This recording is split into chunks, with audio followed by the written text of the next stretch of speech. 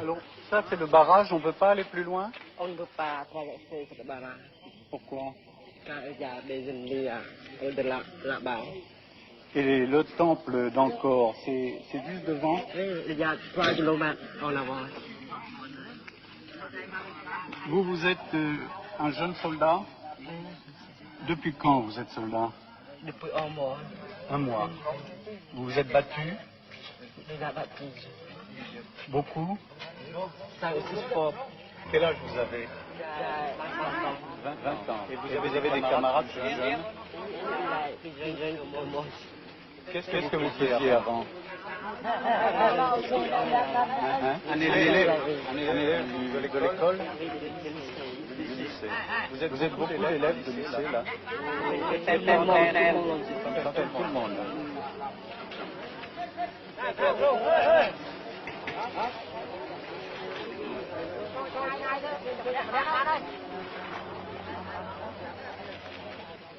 Là, nous trouvons de nouveau un léger barrage. Ce sont encore des jeunes gens. Et au-delà, après, il doit y avoir la conservation où Bernard Grelier, avec deux de ses assistants, sont isolés depuis maintenant 2 semaines.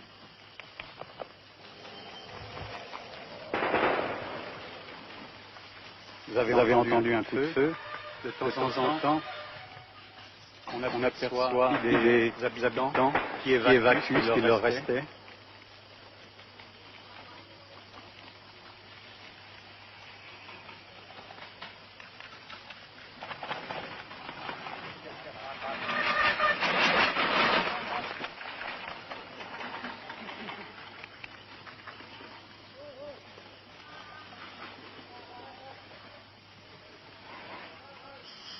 Voilà.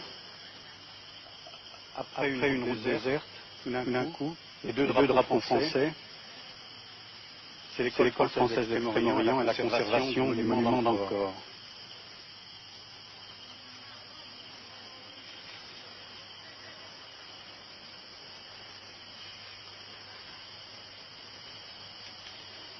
Tiens, il y a un Français là, un Européen. Oh! On peut venir?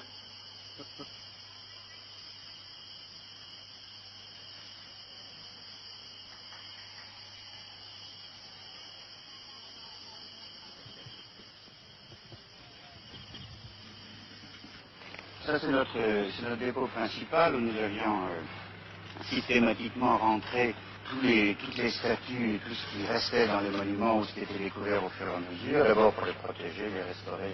Malheureusement, ce bâtiment n'avait pas été prévu pour la guerre. Alors, en première mesure d'urgence, nous avons retourné les pièces par terre et à l'extérieur. Nous avons protégé les fenêtres contre les éclats. Et alors maintenant que nous avons un tout petit peu plus de temps et de possibilités d'action, alors nous organisons systématiquement l'intérieur. Alors, qu'est-ce que c'est ça? Ça, c'était autrefois. Nous avions ici les collections céramique, bronze et bois. Et dans les premiers jours des accidents militaires, nous n'avons pu faire autre chose que de les coucher de toute urgence, qui donne un peu cette impression de charnier ou d'ossuaire. Alors nous allons maintenant, bien entendu, d'abord emballer les choses les plus précieuses et ensuite protéger les autres. C'est joli, ces mains dressées, on dirait qu'il supplie, là.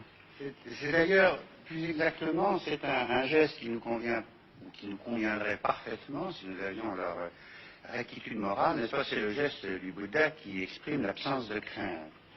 On peut espérer, au fond, qu'avec tous ces gestes d'absence de crainte, nous éviterons, justement, que la conservation puis les monuments soient endommagés.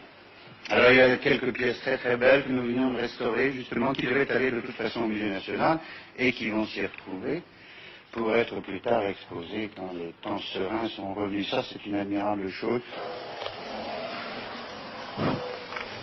D'abord, nous avons emballé les pièces les plus belles, les plus importantes, tous les bronzes. Cela, c'est déjà parti sur Phnom Penh. Le musée national de Phnom Penh va devenir le refuge, n'est-ce pas, des choses les plus importantes de l'art khmer. Et ça, là, vous allez blinder avec quoi? Ça, ce sont les plaques perforées qui protègent les caniveaux en temps normal. Ça fait une très bonne protection contre les éclats et les balles perdues. Et nous pensons que dans quelques jours, quoi qu'il puisse arriver, j'espère qu'il n'arrivera plus rien, mais enfin, quoi qu'il puisse arriver, l'essentiel de notre collection sera raisonnablement protégé. Est-ce qu'il y a eu des dégâts?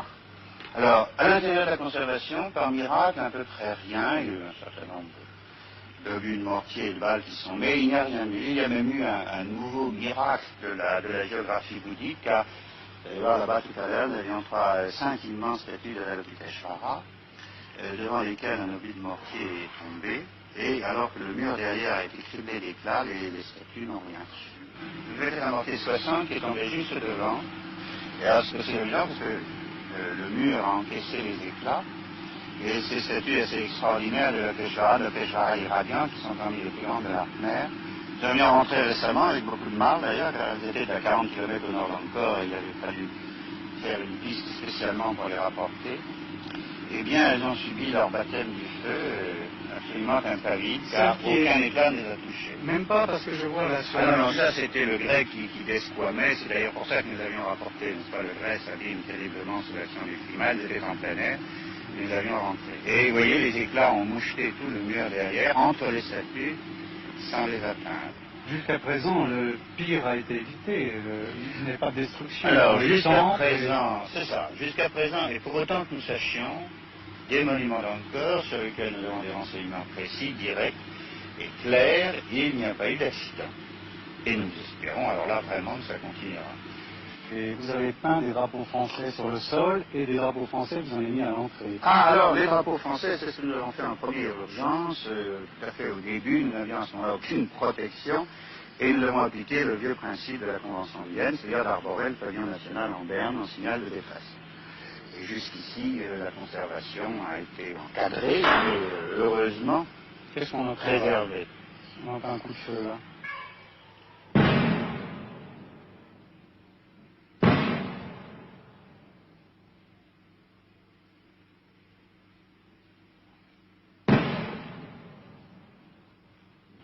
C'est du combien ça, Ça, je crois que c'est du 105, c'est la partie de protection qui est au PC juste à côté. Alors ils font des cas d'interdiction à peu près régulièrement, le matin et le soir en particulier. Ça claque sec, hein? C'est sec, oui, puis alors nous sommes sous le vent. Mais alors ces obus vont tomber où? Ils vont passer au-dessus là? Ils passent au-dessus de la rivière. Mais ils ne tombent pas sur les temps. Ah non, ça c'est tout à fait sur l'est de Siem Reap. Ils doivent tirer loin, on n'a pas entendu les arriver, ils doivent tirer à 10 000 mètres ou 8 000 mètres à peu près.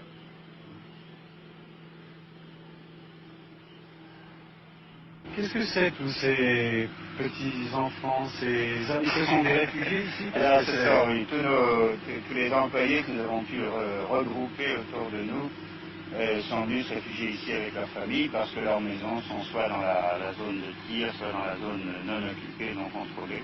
Alors nous avons maintenant un petit village, on a même un chef de village, si ça continue, nous ferons notre propagande. Il y a